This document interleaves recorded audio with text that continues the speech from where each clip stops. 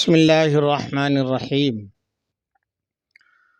کہتے ہیں کہ ایک شخص کی زوجہ نے، بیوی نے کھانے میں نمک زیادہ ڈال دیا۔ سالن پکاتے وقت بے احتیاطی یا بے دھیانی میں نمک زیادہ ڈل گیا۔ کچھ لوگ ہوتے ہیں نا، ذرا سی بات پہ اپنی بیویوں کو ڈانٹنا، پھٹکارنا، یہاں تک کہ مارنا، کوٹنا، تکلیفیں دینا، ستانا، یہ ان کی عادت میں شامل ہوتی ہے۔ حالانکہ وہ بھی انسان ہے، غلطی ان سے بھی ہو سکتی ہے۔ تو یہ شخص جو تھا، اس نے جب یہ کھانا کھانے کے لیے بیٹھا تو سالن میں نمک زیادہ تھا۔ اس کو بہت غصہ آیا اور اس نے ارادہ کیا کہ میں بیوی کو ماروں، توڑوں، ڈانٹوں، پھٹکاروں۔ لیکن پھر اس کے دل میں پتہ نہیں کیا آیا کہ اس نے دل میں سوچا کہ بھئی روزانہ تو صحیح پکاتی تھی، آج غلطی سے نمک ڈل گیا ہوگا زیادہ، آج غلطی ہو گئی اس سے، اور غلطیاں تو مجھ سے بھی ہوتی ہیں، بہت سارے کام مجھ سے بھی غلط ہو جاتے ہیں، تو کیا ہوا اگر اس بیچاری سے آج غلطی ہو گئی تو چلو معاف کر دو۔ اس نے دل میں یہ سوچ کر کہ غلطیاں مجھ سے بھی ہوتی ہیں اور میرا رب مجھے سب دیکھ رہا ہے، میں جتنی غلطیاں کرتا ہوں، اگر میری رب بھی میری غلطیوں پر پکڑ کر لے تو پھر میرا کیا ہوگا۔ تو اس ارادے سے، اس نیت سے یہ سوچ کر اس نے اپنی بیوی کے اوپر رحم کیا، نہ تو ڈانٹا، نہ دھمکایا، نہ کچھ کہا، خاموشی کے ساتھ کھانا کھا لیا۔ دن گزرتے گئے، آخر کار مشیت الہی کے تحت زندگی کے جتنے ایام تھے وہ پورے ہو گئے، موت آنی تھی، آ گئی، تجہیز و تکفین سب کچھ مکمل، سارے معاملات مکمل ہو گئے۔ کئی دنوں کے بعد کسی شخص نے، اس کے رشتہ داروں میں سے کسی نے خواب میں دیکھا اور پوچھا کہ بھائی بتاؤ، اللہ نے تمہارے ساتھ کیا معاملہ فرمایا؟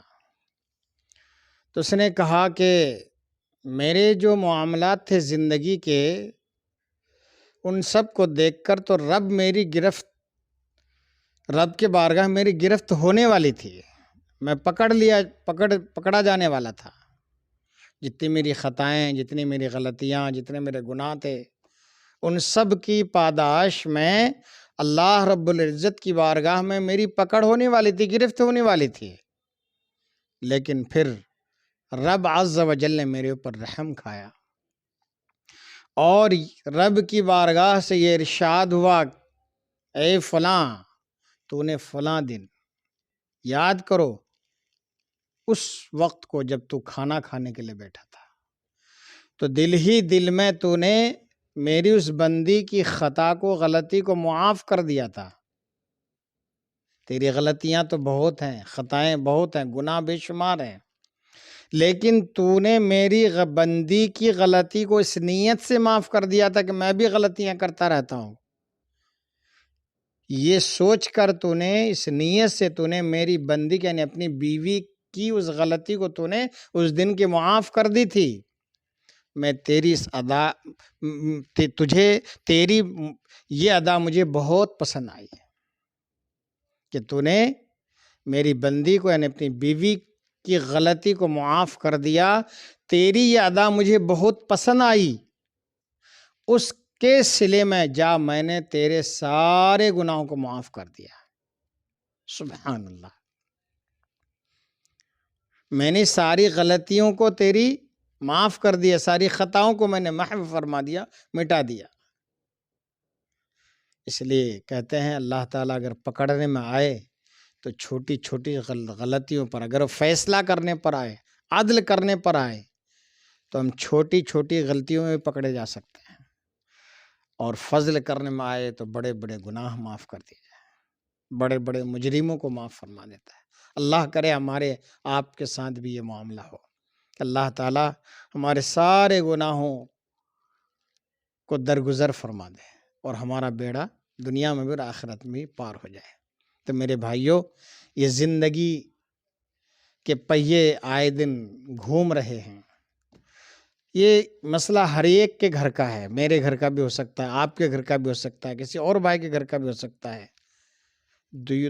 دونوں میاں بیوی ایک گاڑی کے دو پہیے ہیں، اگر ایک پہیہ خراب ہو جائے تو گاڑی چل نہیں سکتی ہے۔ تو اس لیے نبھاؤ کی کوشش کرو۔ زد و کوب والا معاملہ یہ تو فرعونوں کی صفت ہے، یہ کمینہ لوگوں کی صفت ہے۔ اپنی زوجہ کو مارنا، توڑنا، برا بھلا کہنا، ہر وقت سب و شتم کرنا، یہ تو کمینوں کی صفت ہے۔ اچھے لوگ، خاندانی لوگ، اچھے ماحول میں بیٹھنے والے لوگوں کی یہ صفت نہیں ہوتی ہے۔ دیکھو، اللہ کے بندے نے اپنی بیوی کے معاملے کو درگزر کیا تو اللہ تعالیٰ نے میدان قبر میں اس کی منزل آسان کر دی، اس کو بھی وہاں اللہ تعالیٰ نے درگزر فرما دیا۔ اس لیے اللہ رب العزت خود اپنے مقدس کلام میں ارشاد فرماتا ہے، وَعَاشِرُهُنَّ بِالْمَعْرُوفِ، اور اپنی بیویوں کے ساتھ اچھے سلوک کے ساتھ، اچھے برتاؤ کے ساتھ زندگی گزارو۔ یہ مار پیٹ، مار دھاڑ، چلا چلی، چیخ پکار، یہ کیوں کیا، وہ کیوں کیا، یہ اچھے لوگوں کا شیوا نہیں ہے۔ یہ کمینہ لوگوں کی صفتیں ہوتی ہیں۔ درگزر کرو، معاف کرنا سیکھو، سب کو معاف کرنا سیکھو۔ وَعَاشِرُهُنَّ بِالْمَعْرُوفِ، عورتوں کے بارے میں کہا، بیویوں کے بارے میں کہا، شوہروں کو حکم دیا کہ تم اپنے بیویوں کے ساتھ اچھے برتاؤ کے ساتھ پیش آؤ۔ ٹھیک ہے، اللہ رب العزت نے فرمایا الرجال قوامون علی النساء، مرد جو ہیں وہ حاکم عورتوں پر۔ مردوں کے بڑے بڑے حقوق ہیں، شوہر کے بڑے بڑے حقوق ہیں۔ حدیث پاک میں آیا کہ اگر شوہر پیشانی کے بال سے لے کر پیر کے ناخن تک پیپ اور خون میں نہائے ہوا اور بیوی اس کو اپنی زبان سے چاٹے تو شوہر کا حق ادا نہیں کر سکتی ہے۔ ہر ایک کے اپنے اپنے حقوق ہیں، تو بیوی کو بھی چاہیے کہ شوہر کے حقوق کی ادائیگی کرے، شوہر کو بھی چاہیے کہ اپنی بیوی کے حقوق کی ادائیگی کرے، اس کے کھانے پینے، اوڑھنے پہننے کے معاملات کو سمجھے، نظر انداز نہ کرے۔ توڑ مار توڑ، گالی گلوچ، یہ چیز نہیں ہونی چاہیے مسلم معاشرے میں۔ آج ہمارے معاشرے پر دنیا ہنس رہی، کیوں؟ اس لیے کہ ہم نے تعلیمات نبوی کو فراموش کر دیا ہے۔ اللہ رب العزت ارشاد فرماتا، ہن لباس لکم وانتم لباس لہن، یہ بیویاں تمہارے لیے یعنی تم شوہروں کے لیے لباس ہیں، اور اے شوہرو تم اپنی بیویوں کے لیے لباس ہو۔ ہن لباس لکم، یہ بیویاں تمہارے لباس ہیں، وانتم لباس لہن، اے مردو تم اپنی بیویوں کے لباس ہو۔ سردی کا موسم آیا ہوا ہے، آپ سمجھ سکتے ہیں لباس کا کام کیا ہوتا ہے۔ جب ٹھنڈ پڑ رہی ہو، سردی لگ رہی ہے تو آدمی لباس اوڑھ لیتا ہے، پوشاک پہن لیتا ہے، تو وہ اس کا لباس جو ہے ٹھنڈی سے، سردی سے اس کے جسم کی حفاظت کر لیتا ہے۔ اسی طریقے سے قرآن نے ایک تشبیہ دی ہے کہ اگر بیوی کے اوپر کوئی مصیبت کا مرحلہ آئے تو شوہر ایک لباس کی طرح بن جائے، اس لباس کی طرح ہو کر شوہر اپنے بیوی کے جسم کو، اس کی ذات کو پریشانیوں سے بچا لے۔ اور بیویوں کے لیے بھی ہے کہ اگر شوہر کے اوپر کوئی ایسی مصیبت کی گھڑی آ جائے تو بیوی، وفادار بیوی کو بھی چاہیے کہ ایسی وفاداری اس وقت نبھائے کہ ایک لباس کی طرح اپنے شوہر کے ساتھ مل کر اپنے شوہر کے ہر رنج اور غم کو دور کرنے کی کوشش کرے۔ اور ایک وجہ مفسرین کرام نے یہ بھی بتایا اس سے کہ اگر شوہر کے بیوی کے اندر کوئی عیب ہو تو ہر ایک کے اندر کچھ نہ کچھ عیب ہوتا ہی ہے، تو اگر بیوی کے اندر کوئی عیب ہو، کمی ہو، نقص ہو تو شوہر اس کو درگزر کرے۔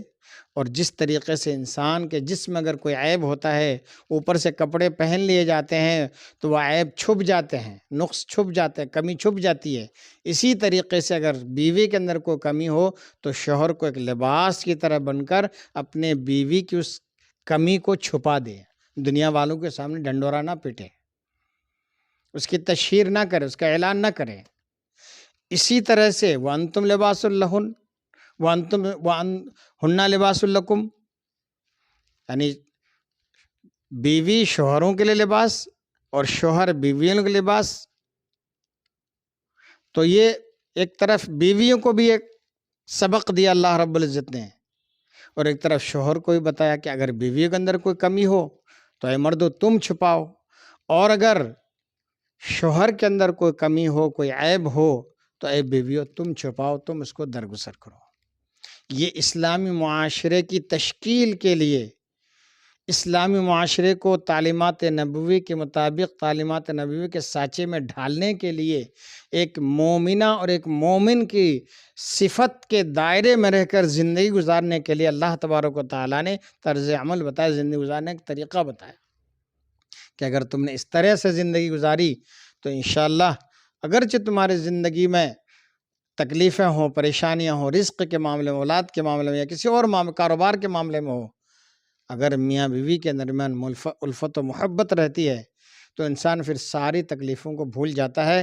ورنہ چاہے آپ کے کاروبار کروڑوں کے حساب سے ہوں، بے پناہ آپ کے پاس رقم ہو، کاروبار کی کمی نہ ہو، مکان کی کمی نہ ہو، جائیداد کی کمی نہ ہو، بینک بیلنس کی کمی نہ ہو، دونوں میاں بیوی کے درمیان اگر الفت و محبت نہیں ہے تو آپ کی زندگی میں کبھی سکون آ ہی نہیں سکتا ہے.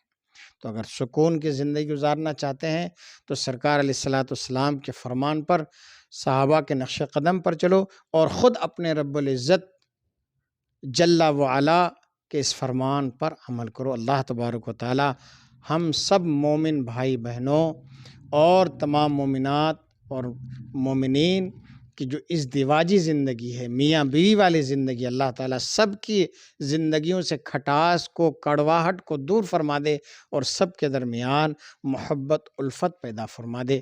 آمین ثم آمین.